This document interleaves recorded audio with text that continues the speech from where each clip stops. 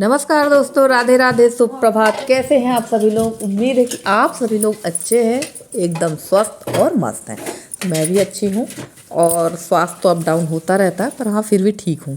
तो चलिए ब्लॉग की जो शुरुआत हो रही वो दोपहर के समय से हो रही है। सबसे पहले खाना वाना तो हमारा हो चुका था और यहाँ मैं आ गई थी सफाई करने के लिए, क्योंकि ये ब्लॉग है सैटरडे के दिन का और आप लोग को मिल रहा है आज, क्योंकि सैटरडे को और संडे को मेरा कोई ब्लॉग आया नहीं था, इसलिए ये ब्लॉग लेट है। तो सबसे पहले कर लेते हैं यहाँ की साफ़ सफाई, क्योंकि सैटरडे को था एकादशी और मेरा व्रत था। खाना पीना सबका होने के बाद यहाँ सफाई कर लेंगे, क्योंकि मुझे बनाना पड़ेगा शाम को फलाहार। और सुबह से ना इतनी जल्दीबाजी, इतनी भागा दौड़ी हो गई कि शनिवार रविवार 2 दिन मेरे यहाँ काफ़ी लोगों का आना जाना भी लगा रहा, काम भी मेरा बढ़ा रहा। और जब कोई आने जाने वाले हो जाते हैं और आप अकेले होते हैं तो थोड़ा बहुत आपको ही मैनेज करना पड़ता है भाई, खाना भी, चाय नाश्ता, आने वालों को भी बैठना उठना। तो काफ़ी ज़्यादा टाइम हो चुका था और अब यहाँ पे मैंने कर दी है सफाई और चलेंगे छत पे, क्योंकि मैंने बताया था कि मैंने एक मजदूर बुलवाए थे जिसकी वजह से जो मुझे काम करवाना था। तो वो आ चुकी थी, 2 दिन उनने काम किया है, 2 नहीं 3 दिन उन्होंने काम किया है, क्योंकि एक दिन तो भूसा भरा था उनने, पूरा संडे के दिन पूरा भूसा भरवाया था। तो उनने 3 दिन काम किया है और अभी मतलब ये शनिवार का वीडियो है, तो वो अभी ऊपर छत पे काम कर रही हैं और जब तक मैं यहाँ पे सफाई कर लूँगी। और हम कितने भी मज़दूर लगा लें, मज़दूरों को हमें काम बताना पड़ता है कि भाई ये काम करना है, ये करना है। तो वही वो सब फटाफट से वहाँ वो कर रही थी, मैं यहाँ कर दूँगी सफाई, क्योंकि शाम को फिर चाय पीने का भी मन होने लगता है और गैस वगैरह जब साफ़ नहीं रहती तो मन नहीं होता है, क्योंकि जूठी गैस में चाय बनाने का फिर मन नहीं होगा। इसलिए मैंने यहाँ की कर दी है सफाई। और छत पे चलकर देखिए, आज आपको दिखाएंगे कि हमारा क्या काम वहाँ पर लगा हुआ है, क्योंकि जो काम हमारा होना था कहना चाहिए ठंड में, वो काम अब हो पा रहा है, क्योंकि ठंड भी बहुत ज़्यादा थी, स्वास्थ्य भी सही था नहीं, एकदम स्वास्थ्य भी मेरा डाउन हो गया था। और भाई जब स्वास्थ्य ही नहीं रहेंगे तो काम कहाँ से करेंगे।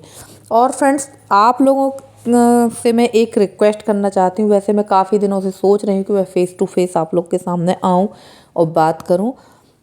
मेरा जो चैनल है ब्लॉग विद निधि, तो कल मैंने उसमें एक वीडियो अपलोड किया। तो कल का मेरा जो वीडियो था वो उसका रिस्पांस देख के तो मन नहीं होता कि मैं वीडियो उसमें डालूं, और अभी भी मैंने उसमें एक वीडियो डाला है।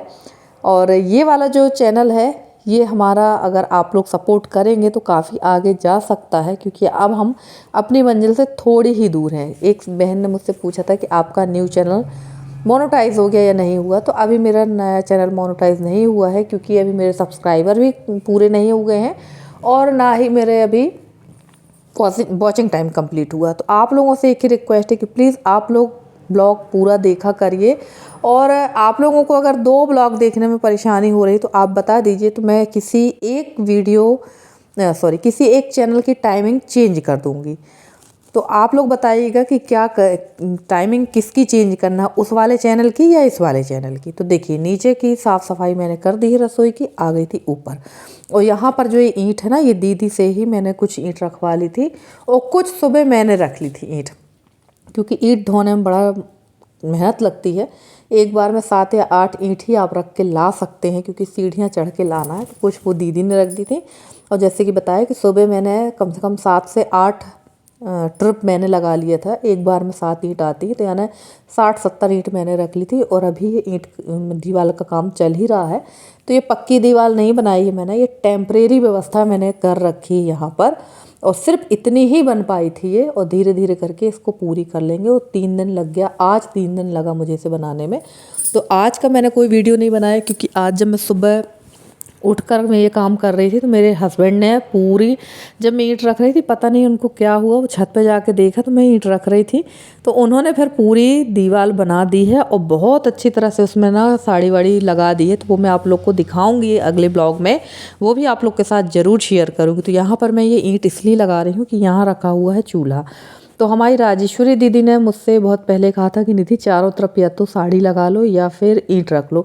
तो उस समय मेरा स्वास्थ्य मेरा सही नहीं था, जिस वजह से मैंने कोई भी काम नहीं किया। और दिन भी बहुत छोटे हो रहे थे, तो कोई भी काम हो नहीं पा रहे थे। और मैं तो इंतज़ार में ही थी कि दिन बड़े हों तो मैं ये सारे काम करूँ। तो चलिए, दिन तो बड़े हो गए हैं और हमारा काम भी शुरू हो गया। और अब आप लोग बोलोगे कि दीदी ठंड में तो आपने चूल्हे में खाना बनाया नहीं, गर्मी में आप चूल्हे की व्यवस्था कर रही हैं। तो एक बात हमेशा याद रखिएगा फ्रेंड्स, कि कभी भी हमें एक ही चीज़ पे डिपेंड नहीं होना चाहिए, हमें 2 ऑप्शन हमेशा रखना चाहिए किसी चीज़ के लिए, खासकर घर गृहस्थी के काम पे। बाकी चीज़ों के लिए नहीं भाई, वरना आप लोग कह दो कि यार आपने तो कहा था कि 2 ऑप्शन रखो। हर जगह 2 ऑप्शन नहीं रखे जाते हैं। ये मैं इसलिए भी यहाँ पर ये व्यवस्था कर रही हूँ कि चूल्हा मेरा यहाँ रखा हुआ है, लकड़ी की कंडे की व्यवस्था है, लकड़ी अभी नहीं है। तो देखते हैं जैसे ही फसल कट जाएगी उसके बाद हम लोग थोड़ी बहुत जो हमारे खेतों में लकड़ियाँ रहती हैं ना, तो उनको हम लोग छटवा लेते हैं, जैसे सो बबूल वगैरह है उन पेड़ों को, क्योंकि सो बबूल का जो पेड़ होता है वो लकड़ी किसी काम की नहीं रहती है। वो लकड़ी इमारती है, ना ही जलाऊ वो इमारती लकड़ी है ही नहीं, जलाऊ ही है। क्योंकि उस लकड़ी को अगर आप रखोगे ना कुछ दिन बाद उसमें कीड़े लग जाते हैं और एकदम वो कहना चाहिए लकड़ी ख़राब हो जाती है। तो अक्सर हम लोगों गाँव देहातों में जो ना उसी लकड़ी को कटवा के रख लेते हैं। तो ये व्यवस्था मैं इसलिए कर रही हूँ कि बाई चांस कभी मेरे यहाँ अगर गैस ना रहे तो कम से कम मैं ऊपर छत पे चूल्हा बनाकर खाना तो बना सकूँ, चाय तो बना सकूँ। तो एक व्यवस्था ये इस वजह से भी मैंने ये व्यवस्था कर ली है। दूसरा कारण ये है कि जब यहाँ बाउंड्री का काम लगेगा ना तो ये ईंट यहीं पर यूज़ हो जाएंगी। और तीसरी जो मतलब इसकी उपयोगिता है वो है कि अभी मुझे बनाना है यहाँ पर आलू के पापड़, साबूदाना चिप्स वगैरह जो भी बनेंगे ना, तो भाई इतना सारा आइटम जो है, इतने सारे चिप्स वगैरह, आलू पापड़ के लिए आलू, ये सब गैस पे उबालना तो पॉसिबल नहीं होगा। इसलिए बेहतर होगा कि मैं यहीं पर उबाल लिया करूँगी सुबह और यहीं पर मैं पापड़ वगैरह बना लूँगी। पर जब भी मैं पापड़ बनाऊँगी तो विशेष ध्यान रखना पड़ेगा मुझे कौवा का, क्योंकि यहाँ कौवा बहुत ज़्यादा है और बहुत परेशान करते हैं। तो थोड़ा सा ध्यान देना पड़ेगा मुझे पापड़ वगैरह के लिए।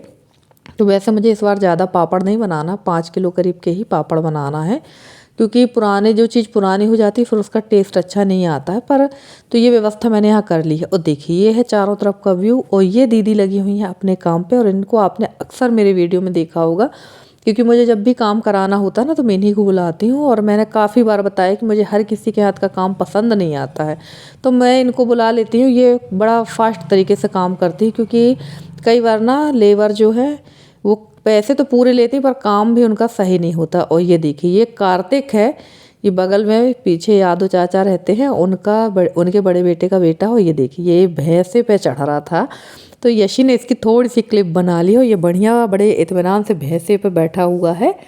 तो चलिए ये दीदी जो है इनका काम वैसे कंप्लीट हो चुका है। इन्होंने चने की दाल भी पटक दी थी शुरू दिन। उसके बाद जो गेहूं मैंने धो रखा था उसको भी उन्होंने साफ़ कर दिया है। और इसके बाद में ये जो 2 कट्टी छोटा थोड़ा थोड़ा गेहूं बचा था इसको भी इन्होंने धो दिया और ये फैला दिया है। इसके बाद ये चली जाएंगी दीदी, और थोड़ा बहुत इन्होंने ईंट भी रख दी थी। उसके बाद ये आएंगे अब रविवार, यानी ये शनिवार का वीडियो तो ये रविवार के दिन आएंगी, क्योंकि मुझे रविवार के दिन भूसा रखवाना है।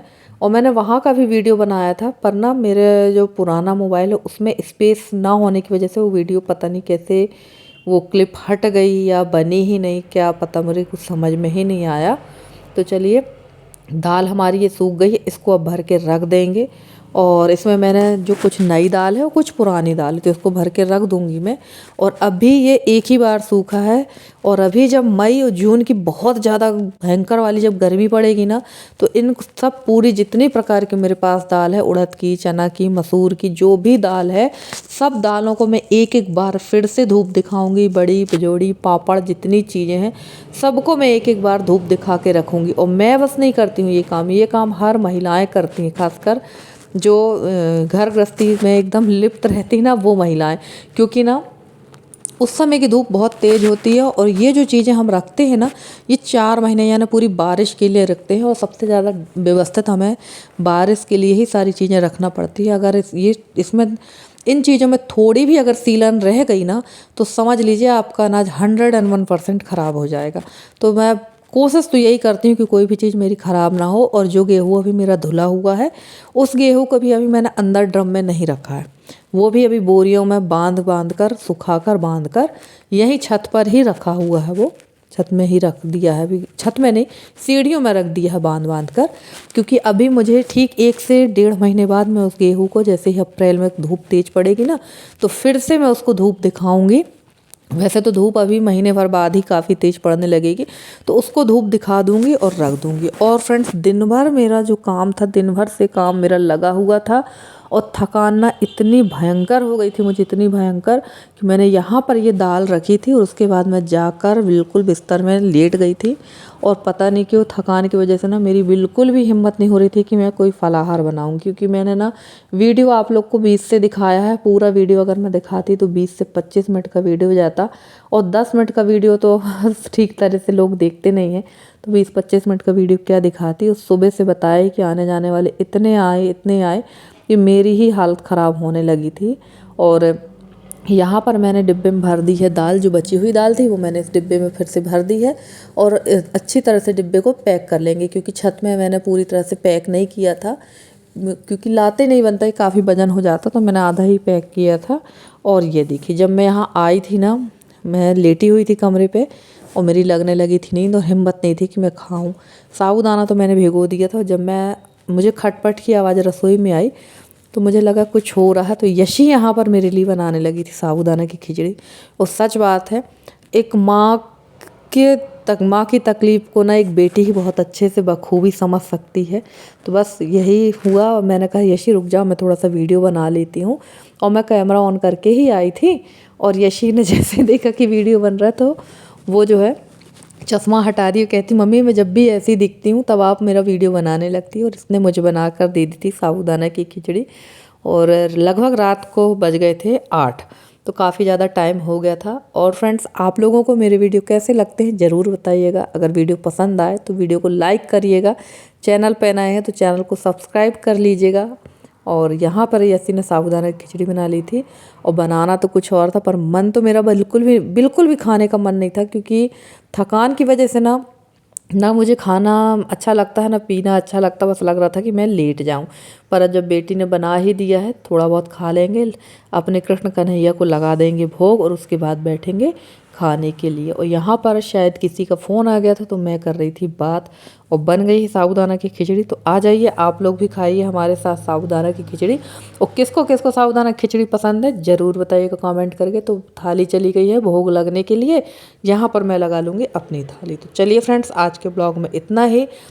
मिलते हैं आपसे अगले ब्लॉग में, तब तक ली दीजिए इजाज़त। Bye bye and take care.